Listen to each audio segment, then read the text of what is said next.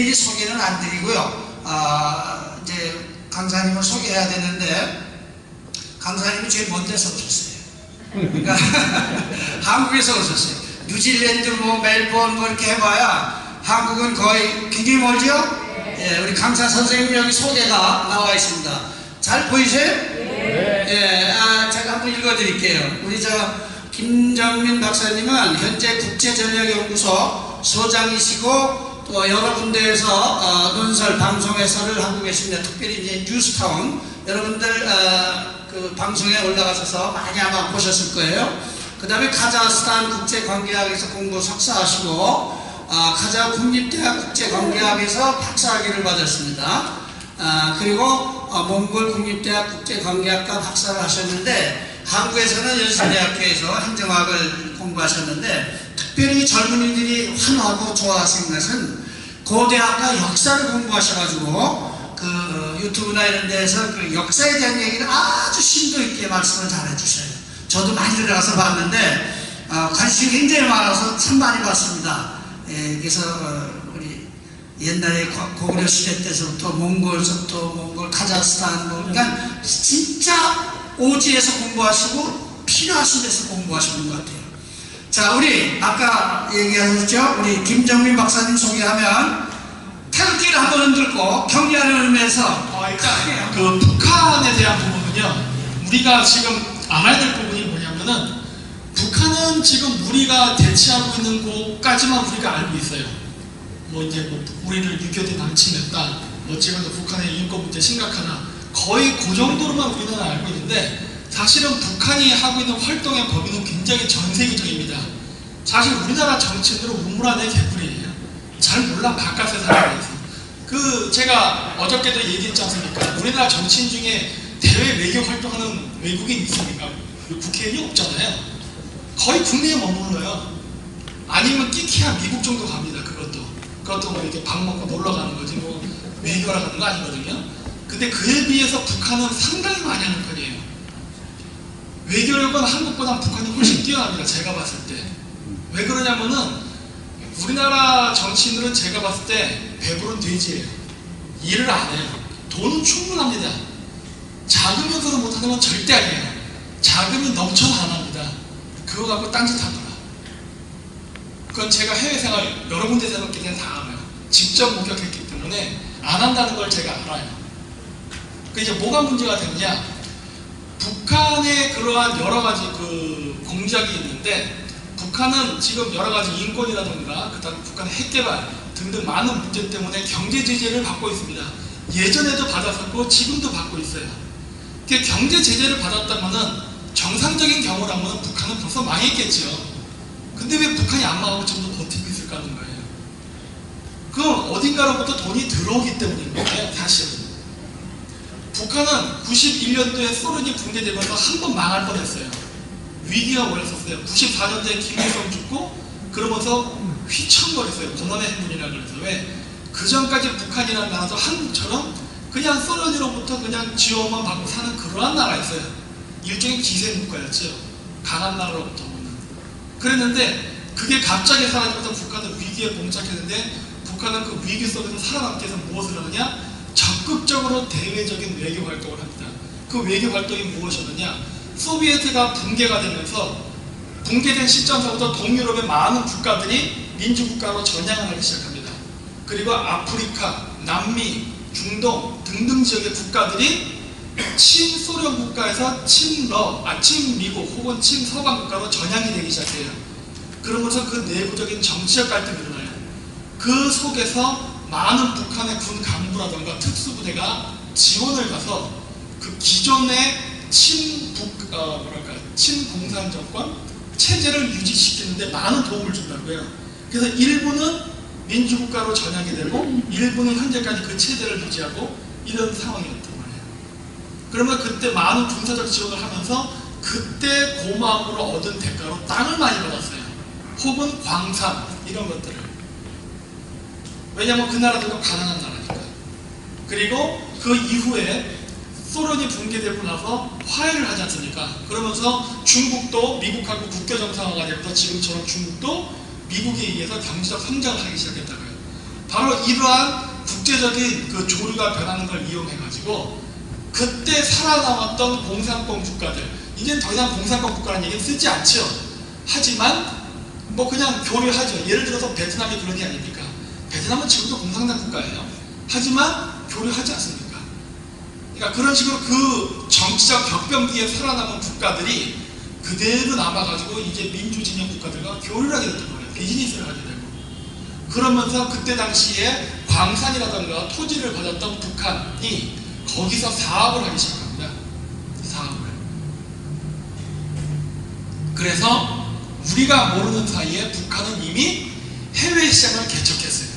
그렇게 우리가 한다는 자원외교 맨날 갖고 나가서 자기 호주머니에 챙기고 술 처먹고 하는 동안에 북한 애들은 그걸 갖고 자원외교를 했다고. 그 없는 돈으로. 그래서 그 돈을 다 해가지고 어떻게 됐냐? 북한에 송금하기 시작했다고. 그래서 북한이 지금까지 체제 유지가 된 겁니다.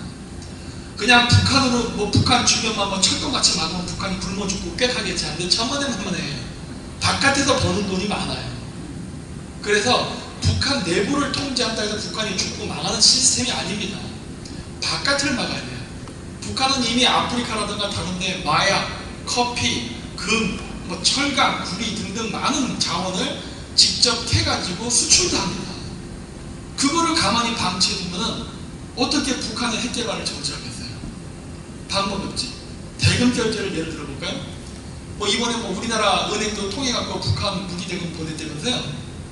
어저께도 제가 얘기했지 않습니까? 남예멘 사람들 왜 우리나라에 이민 집어넣는지 아느냐.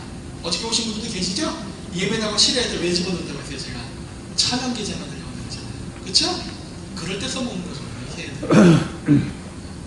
하여튼 간에 그 북한이 핵 개발을 하려면 자금이 필요한데 그 자금을 북한에서부터 돈을 주고 무기 개발을 하고 왔다 갔다 거래하면 바로 적발되겠죠. 그 너무나 쉬운 거지. 그런 바보 같은 짓을 누가 하겠습니까? 그런 병신 같은 짓을 절대 안 하지. 우리나라 정치인은 했겠죠. 왜? 해본 적도 없고 나태하니까. 북한 애들은 진짜 미국이라는 강력한 국가의 감시 속에서 그걸 해왔기 때문에 정말 기술이 업그레이드 됐어요. 이게 고단했어요. 북한 애들, 걔네들 이 첩보 능력은 장난이 아닙니다. 우리나라 국정원들이 배워야 돼요, 진짜. 너무나도 게을러요. 너무나도 게을러. 하여튼 그런데, 그래서 얘네들은 자금이 북한으로 움직이질 않아요. 바깥에서 움직여버립니다. 예를 들어서 그런 거예요. 뭐, 핵 개발을 하기 위해서 돈이 필요하단 말이에요. 그건 자금이 어디로 가겠어요? 그 예를 들면 플루토늄이 됐던 그걸 가지고 있는 나라한테 돈을 보내면 돼요. 근데 그게 어디서 가요? 아프리카에서 가는 거예요. 아프리카에서 그 나라에 돈을 줘. 그럼 그 플루토늄은 어디로 갈까요? 예를 들어 중국의 원자력 발전소로 간단 말이에요. 중국 원자력 발전소 회사가 그 에너지를 사는 것처럼 위장해가지고 그거 어떻게 할까요? 중국에 들어간다고 또 어떻게 돼요? 중국은 모든 게 세탁이 가능한 나라 아니에요. 모든 게. 예? 알 수가 없게 된다니까요. 그래서 중국이 항상 위험한 거예요. 그러니까 절대 자금이 중국으로부터 나와서 어디로 가고 이렇게 움직이질 않아요.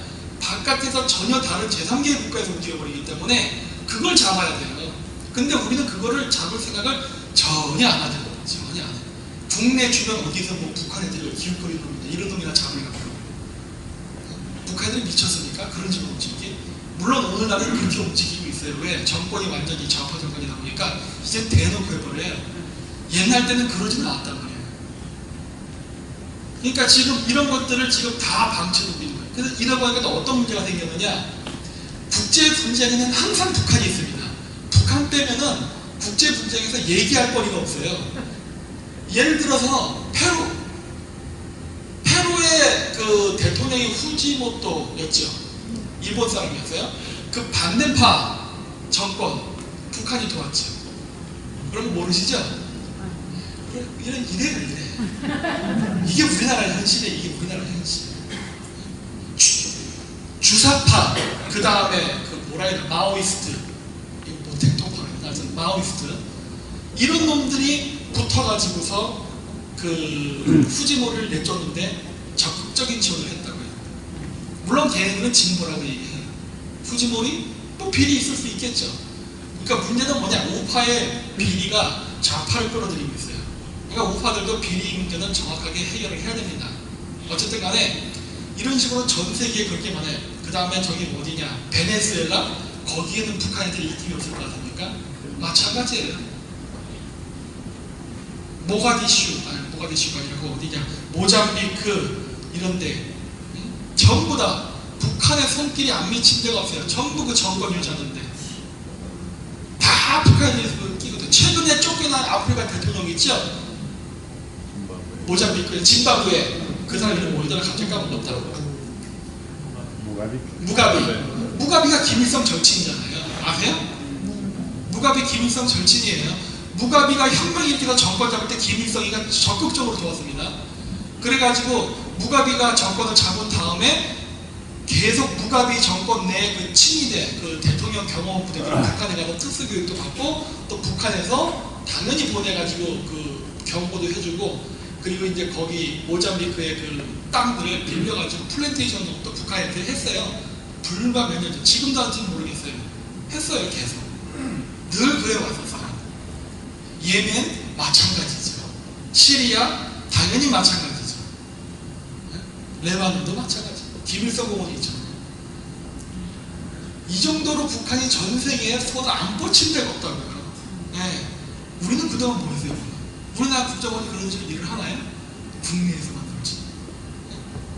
바깥에서 그런 식으로 놀 동안 우리는 뭘 했냐는 거예요. 그래서 내가 늘 얘기하잖아요. 북한의 비핵화를 위해서는 우리는 이스라엘하고 공조를 해야 된다. 그 얘기는 뭐예요? 중동 전선에 적극 참여해라.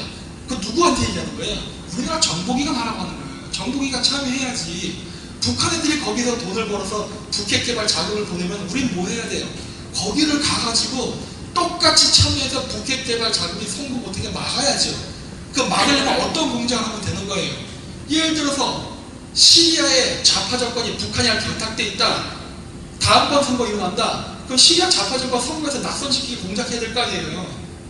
안 들키게. 들키면 내정 가능되니까. 어? 그런 게 공작 아니에요? 왜 그런 거 안 해? 우리나라 사람들은? 응? 그러면서 맨날 미국이 우리나라를 도와주기만 기다리는 수동적인 행동을 하고 있냐는 거예요, 도대체. 적극적으로 움직여야 된다니까요. 북한은 이런 식으로 점점 세력을 확장해가 나오고 있어요. 이제는 어디까지 빨뛸 것 같냐면 한국에도 빨뛸 것 같아요. 여러분들이 쓰는 물건 하나하나마다 북한으로 송금이 되는 것들이 분명히 있을 겁니다. 우리가 인지하지 못해서 그렇지. 우리가 인지하지 못해 대표적인 하나가 뭔지 아세요? 태양광이에요. 응? 태양광은 100% 들어가고 있거든. 응? 전라도 광주에 그렇게 국내에서 가장 큰 태양광 판넬 회사가 있었는데 임종석이가 그걸 버리고 중국산 들였잖아요. 그래서 그 회사 부도나 버렸잖아요. 응? 같은 전라도 사람끼리 왜 그래? 응? 그래가지고 그거 부도내고 결국 그거 왜 그러면 중국 사람 쓰겠어요? 북한 돈 퍼주려고 하는 거 아니니까. 누가 돈 퍼주려고. 어떻게든 북한에 돈을 꽂아서 북한 핵 개발을 하는데 온갖 짓을 해요. 그 전부 여러분 국민 세금이에요. 태양광 사업 아니에요. 국민 세금이니까 여러분 의지와 상관이 없어요. 정부가 정책을 정해서 예산을 써버리면 되는 거예요. 몇 조씩. 그러면 거기에서 그 커미션이 발생하기 때문에 그 커미션이 전부 다 북한으로 들어가서 그게 핵 자금으로 쓰이는 거란 말이에요. 이런 것들이 한두 가지가 아니에요. 여러분이 마시는 커피서부터 해가지고 왜? 아프리카에서 커피 재배한다고 했잖아요. 좌파들이 운영하는 커피숍 많죠? 그 커피가 어디서 오겠어요? 명분은 그거죠. 뭐 남미의 뭐 식민주의자들이 거둔 커피가 아닌 직접 그 농민으로부터 수거해서 우리가 커피를 뭐 생산해서 판매합니다. 이런 것들 전형적인 좌파님들이 하는 커피들이거든요. 그런 애들 그거 다 어떻게 돼요? 누구랑 거래하는 거예요 도대체? 누구랑? 어? 정확히 봐야 된다고요. 자, 이게 어떠한 식의 전술이냐면 제가 저번에 바르셀로나 스페인을 갔다 왔거든요. 아마 여기도 어쩜 비슷한 게 생길지도 모를 거라 생각하는데 아직은 제가 여기 몰라요. 여기 차례에서 그냥 안 가서 모르는데 지금 그 유럽의 명품들이 많습니다. 그 아주 그 고급스러운 가방 이런 거 있잖아요. 저는 잘 몰라요 그런 제품들. 근데 하여튼 그런 명품 가방 같은 거 있는데 뭐 하나에 뭐 몇백만 원씩 하면 되면서 중국 애들이 그런 명품 시장에 진출하기 시작했어요.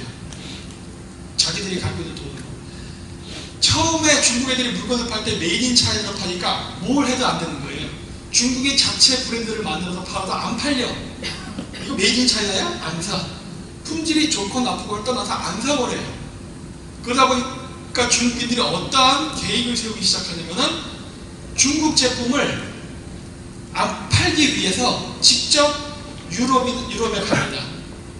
그래서 바르셀로나를 예를 들면은 바르셀로나에 가면 거기도 스페인의 명품 옷이라던가 그냥 가방 메이커가 있어요.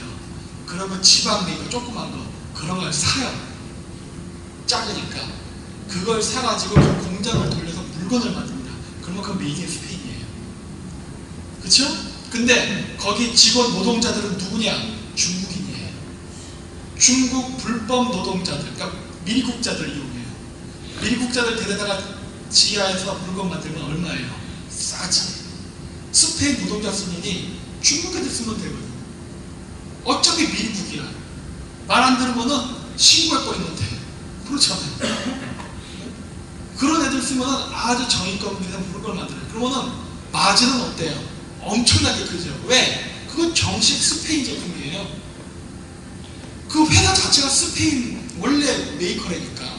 그리고 메이드 인 스페인 맞아요. 그 공장도 원래 스페인 공장 맞아. 근데 내부가 변했지, 중국인으로. 그리고 마진은 엄청나게 크죠. 그래서 그걸 팔아요. 그것도 팔고 그와 동시에 무슨 전략을 쓰느냐? 경쟁사 죽여야 될 거 아니에요. 경쟁사 죽이는 방법 뭡니까? 여러분 한번 생각해 보세요. 여러분들이 그렇게 해서 이제 중국인이야. 이제 명품 가방을 판매하기 시작해서 옆에 이제 경쟁사를 죽이고 싶어. 어떻게 하면 돼요? 덤핑. 가격 떨어뜨려요. 가격도 떨어뜨리고 또 뭘 하느냐? 짝퉁을 만들어서 팔아버립니다. 짝퉁도 만들어요. 짝퉁도 만들고 가격도 자기 가격으로 후려쳐요. 그러니까 어떻게 돼? 견딜 수가 없는 거예요. 이거 망해. 그것도 어떻게 해요? 거기서 또 인수해요. 계속 장악하면서 그 주변 일대를 다 장악해서 그 이탈리아하고 스페인의 명품 브랜드를 다 장악합니다. 그 장악을 지금 하는 과정에 있어요. 장악 다 끝나면 어떻게 돼요? 일시에 가격 올려버립니다. 이게 중국인들의 전술이에요.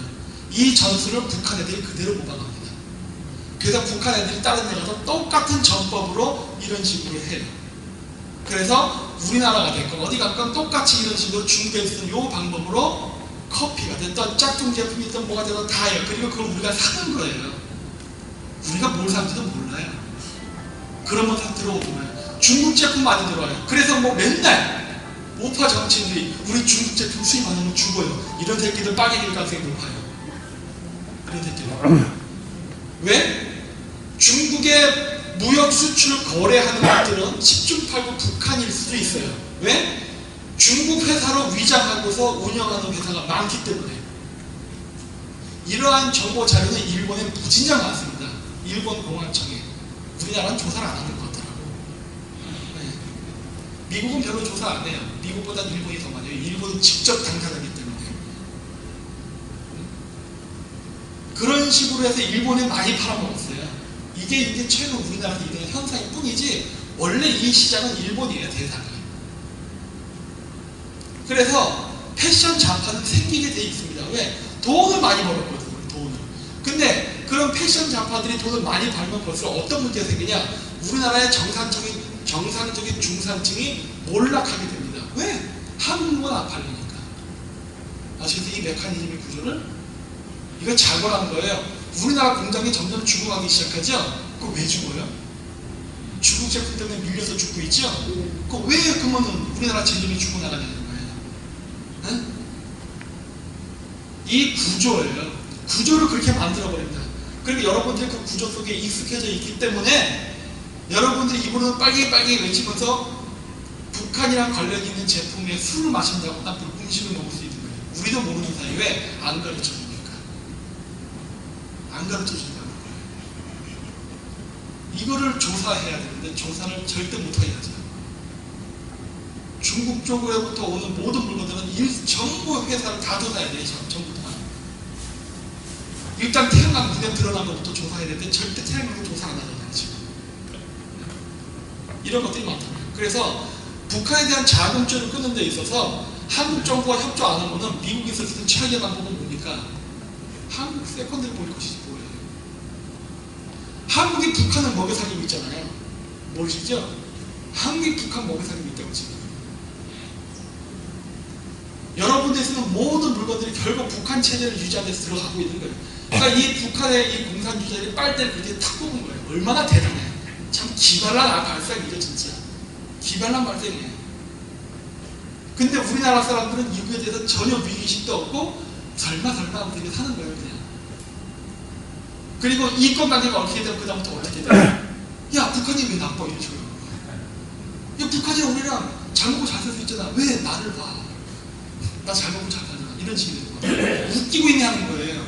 그놈이 매국노예요, 그놈이.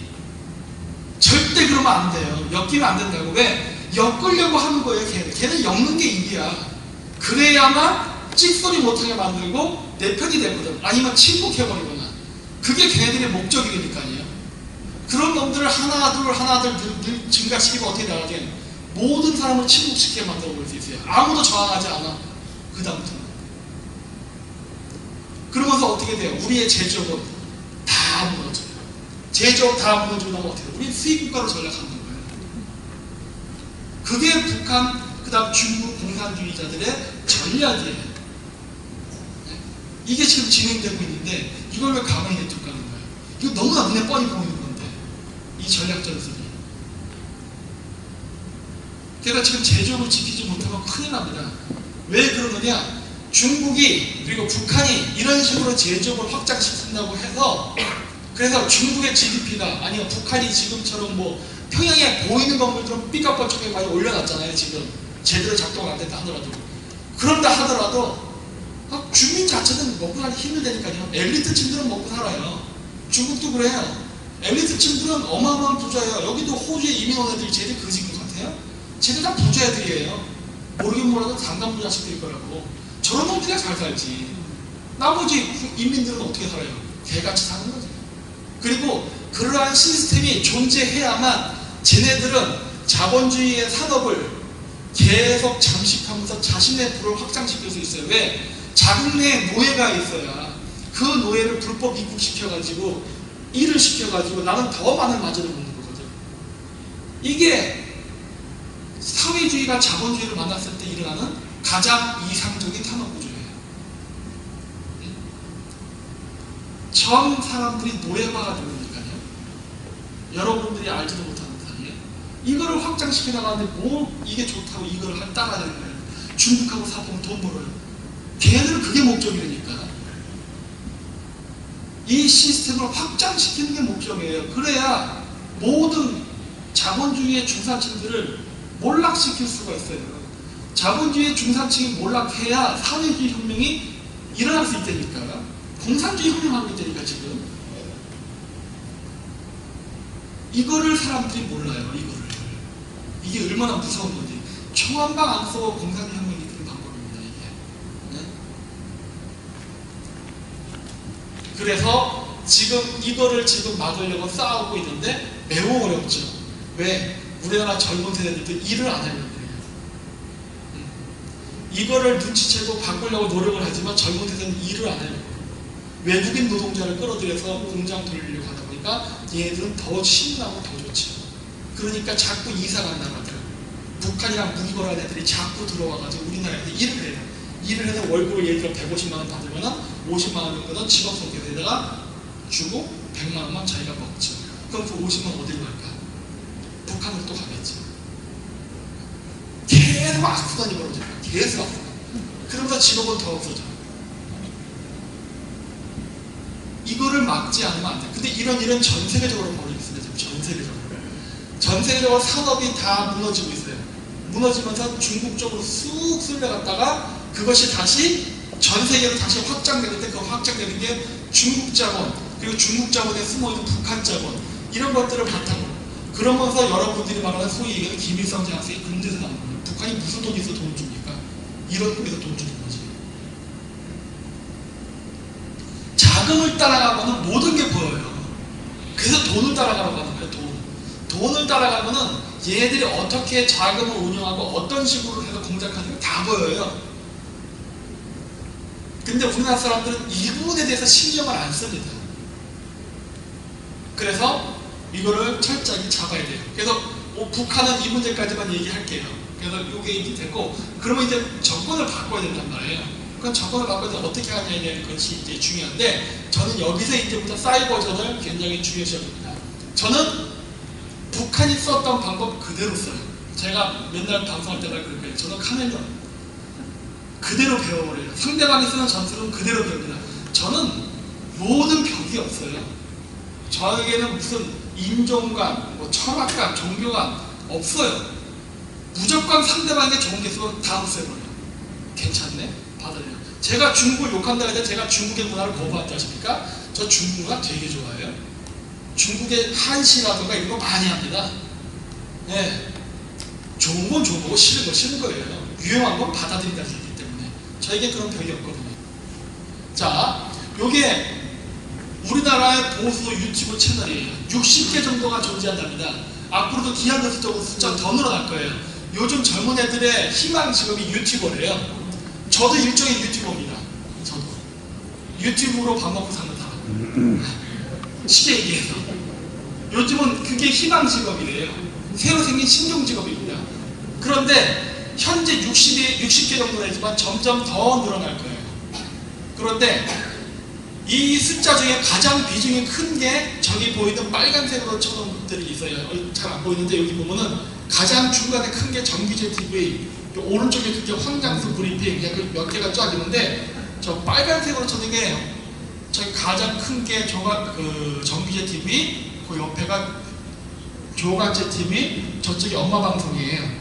이게 2018년 11월 7일 기준의 구독자 수인데 빨간색을 쳐놓은 거는 바로 60세 이상입니다. 그 유튜브의 나이가. 그리고 나머지 파란색은 그 이하의 유튜브의 숫자가 50대거나 40대예요. 젊은 유튜브의 숫자가 우파에서 상당히 적습니다. 그렇죠? 그거를 제가 보여드리려고 하는 거예요. 그 다음 페이지요. 자, 근데 이제 우리나라 인구 분포를 보세요. 한 번 더 눌러보세요. 아니, 다시 거꾸로 들어가세요. 자, 이거 보면 뭐냐? 이게 우리나라 인구 분포인데, 우리나라에서 가장 인구가 많은 분포는 40대에서 50대에 존재합니다. 우리나라에서 선거에 가장 큰 영향을 끼치는 것은 40대와 50대를 누가 잡느냐에 따라서 선거의 형태가 정해져요. 이 40대, 50대를 잘 못하면 선거는 무조건 지는 거예요. 이 40대, 50대가 바로 우리가 얘기하는 소위 정규조 세대입니다. 정규조 세대예요. 여러분들 지금 여기 보시면 여기 활동할 때 여기 밖에서 부딪히는 애들 잘 나이를 보세요. 아마 40대, 50대 겁니다. 그 밑에 20, 30대는 노느라 정신없잖아요. 솔직히 정치란 몰라요. 이거 활동하시고 부딪히는 사람들 좌파다 그러면 10중 8구 40대, 50대입니다. 요 사람들인데 이 많은 인구를 차지하는 비율이 굉장히 선거에서 중요한 역할을 하는 사람들이에요. 이 사람을 장악해야 되는데 다음 페이지요. 다음 페이지. 근데 이 40대가 지지하는 정당이 딱 정해져 있어요. 압도적이죠? 저러니까 선거에 지는 거예요. 우리나라에서 가장 큰 인구를 차지하는 40대와 50대가 민주당을 압도적으로 지지하니 선거에 질 수밖에 없죠. 나머지 여러분들이 아무리 100% 일치단결 해봐야 선거는 지게 돼 있는 거예요. 그렇죠? 이 우파 활동할 때는 전략적으로 해야 됩니다. 이걸 봐가면 되네요. 우파가 단결을 해야 되지만 어떻게 단결될지도 봐야 돼요. 60, 70대끼리 단결한다고 선거 이기는 게 아니에요. 40대, 50대를 끌어들이지 못한다면 이건 집니다. 왜? 인구. 여러분들이 나이가 많다고 해서 선거할 때 1.5표를 인정해주는 거 아니잖아요. 다 한 사람당 한 표죠? 이거 머리 싸움이라고요. 머리 싸움이기 때문에 한 명이라도 우리 편으로 끌어들이지 못한다면 무조건 지는 게임이에요. 그렇죠? 여기도 보니까 오늘 여기 오신 분 중에 40대 있어요? 40대나 50대? 몇 명이나 됩니까? 꽤 적네. 보세요. 이래가지고 어떻게 선거에 이기겠습니까? 그렇죠? 확인해 들어가는 거죠? 40대, 50대가 많지 않으면 선거 못 이깁니다. 모르겠어요. 여기 한인에도 선거를 하는지 모르지만 그 선거를 하면 아마 한인에다가 실족하고 좌파가 될 거예요. 그렇게 된다면. 다음이요. 자, 이 연령을 좀 더 세분화해서 20대, 30대, 40대, 50대, 60대 이상 보면은 전반적인 연령층에서 다 민주당 쪽에 압도적으로 몰려있어요. 현재로서는. 원래 60대 이상은 자유한국당이 많았었는데 지금 많이 줄었어요. 이번 선거 기준입니다. 그 이유는 뭐냐면요. 이번 선거 때는요. 저기 그 60대 이상이 선거 안 했어요. 더럽다고 안 했어요. 맨날 부연해서 싸우고 하는 바람에. 그래서 패배의 요인이 있었어요. 가뜩이나 숫자도 적어 죽겠는데 뭉치지도 않았기 때문에 떨어졌어요. 그래서 저런 선거 결과가 나온 겁니다. 근데 여기서 이제 주목해야 될 점은 20대의 숫자가 두 번째로 많다는 거예요. 그렇죠? 저거를 잘 주목해야 돼요. 전체적인 인구 비율을 봤을 때 40대 인구가 많아요. 많지만 저 앞으로 인구는 계속 앞으로 가지 않습니까? 나이를 먹어가지 않습니까? 우리가 노려야 될 타겟은 저는 어떻게 생각하냐면 죽어도 바뀌지 않는 40대보다는 바뀔 가능성이 있는 20, 30대를 노리는 게 더 좋다고 봐요. 근데 20, 30대의 비율이 민주당 안에서 보면 1등, 2등입니다. 쟤네들을 꼬셔야 돼요. 딱 답이 나오는 거예요. 그래서 통계 그래프를 봐야 되는 거예요. 백날 설득해서 설득 안 되는 사람 꼬시지 말라요. 20, 30대를 꼬셔야 돼요. 20, 30대를 꼬실 수 있어야 되는데 꼬실 수 있을 겁니다. 왜냐? 다음 페이지. 그 이유는 취업률 때문에 그래요. 취업률 보면은 20대가 민주당을 지지하는 비율이 급격하게 이탈하고 있습니다. 이유는 딱 하나, 취업률. 지금 문재인 대통령의 외교 실패는 계속 경제를 나쁘게 할 것이고 당연히 취업률은 나빠져요. 고로 20대, 30대의 취업률은 나빠지니까 지지율은 당연히 나빠질 겁니다. 즉 민주당을 지지하는 비율 중에 가장 큰 1등과 2등을 차지하는 20대와 30대의 지지율은 급격히 낮아질 거예요. 경제가 나빠질수록. 이런 추세가 쫙 보이는 거예요. 아하, 저 사람들이 우리 편이 될 가능성이 있다예요. 우리 편 된다 아닙니다. 가능성이 있다예요. 저 편은 민주당에서 빠지면서 민주당의 지지율이 쭉 떨어질 거예요. 그렇다고 해서 자유한국당이 올라가느냐? 안 올라가요. 그건 안 올라가요. 네. 착각하지 마십시오. 왜? 자유한국당은 변할 생각이 없기 때문에. 안 올라가요. 그냥 부동표로 나오는 겁니다. 어느 쪽에도 가지 않는 부동표로 나올 거예요. 다음이요. 여기 쭉 나오는데 이거 말고 다른 통계 그래프가 있었어요. 그게 뭐냐면은 대북 퍼주기 하는 거에 대해서 어떻게 생각하느냐에서 마찬가지로 20대가 가장 부정적이었어요. 그거 왜 퍼주라고 그러는 거예요? 가장 긍정적이었던 데가 몇 대였을 것 같아요. 나이로 봤을 때. 몇 대가 가장 북한에 퍼주는 걸 찬성했을까요? 네, 40대. 딱 드러나는 거예요. 아, 역시 40대. 정교제 세대는 여전히 안 변하는 분야예요. 경제가 나빠져도 여전히 태평성대로 부르지는구나. 이거는 죽어도 안 되는 거예요, 아마. 네. 그러니까 40대가 이렇게 사는 거예요, 지금. 하지만 직접 피부에 와닿는 20대, 30대 구직하는 애들은 바로 여기에 반응을 한다는 거예요. 북한에 송금하고는 바로 반응해요. 이런 개새끼를 만나고. 바로 자기를 지지했던 사람이지만 20, 30대는 조금 다릅니다. 이제 세대가 변했어요. 그렇기 때문에 여러분들이 20, 30대가 이념이 없다고 많이 불만을 하는데 걱정하지 마십시오. 걔네들은 그렇다고 좌파 이념이 있는 것도 아닙니다. 아무 이념은 없어요. 그냥 자기 이익을 따라 움직이는 건데 자기 이익이 안 맞으니까 싫은 거예요. 네. 그렇기 때문에 문재인 정권이 경제개발에 실패하면 당연히 돌아서요. 뒤끝도 안 봐요.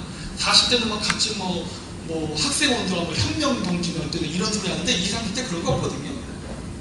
그냥 뭐 네가 좋아 보여서 찍었을 뿐이고 지금 개판치네? 딴 놈 뽑아야지. 이런 생각이에요. 아주 간단한 구조예요.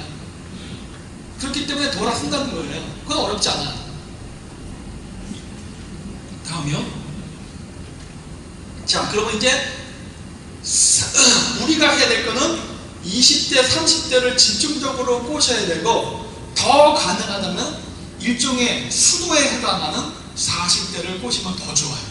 40대가 무너진다면 걔들에겐 치명적인 급소를 얻어맞는 거거든요. 40대의 성지가 어디입니까? 지역적으로는 전라도예요. 그렇죠? 지역적으로는 전라도예요. 연령층으로는 어디입니까? 40대예요. 거기가 핵심 수도에 해당하는 지역이라고. 거기를 점령할 수 있으면요, 나머지는 와장창 무너지는 거예요. 그렇게 가는 겁니다.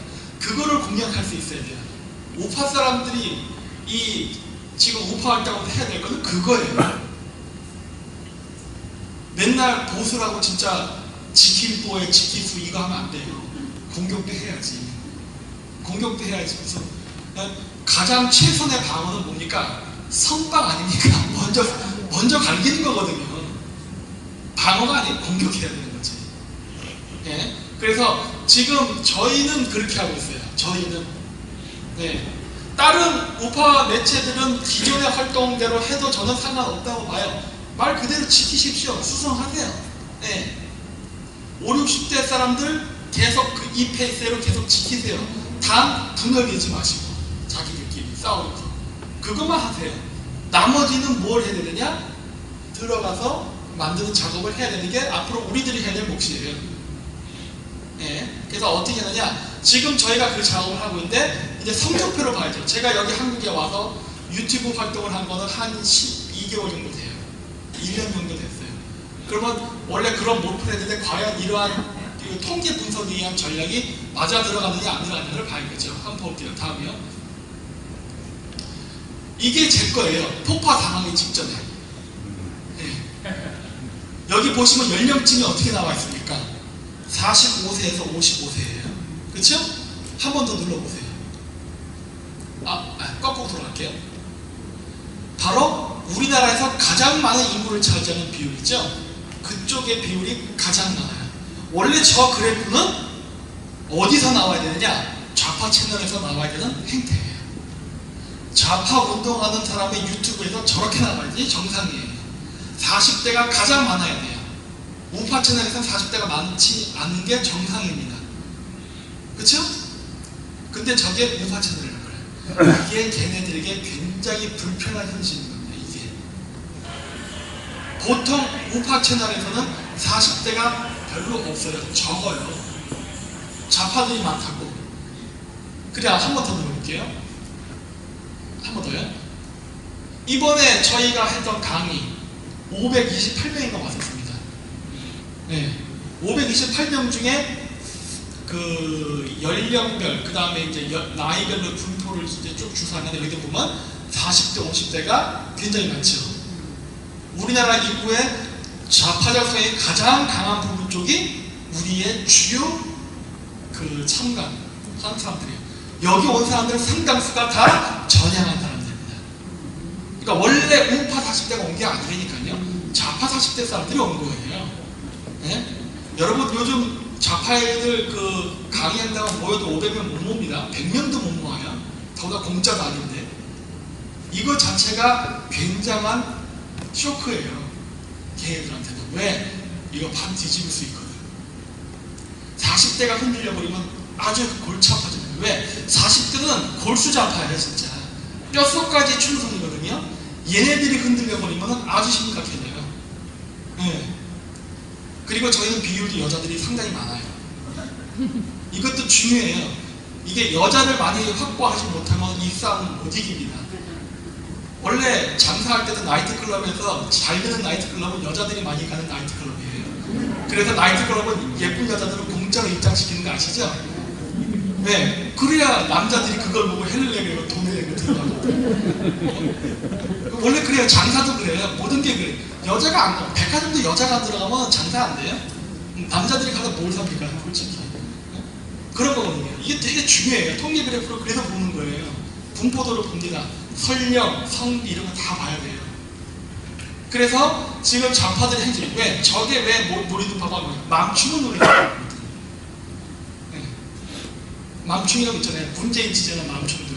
그거에 대한 다음 대비 공작이 들어가지고 딱 그걸 해야 되거든요.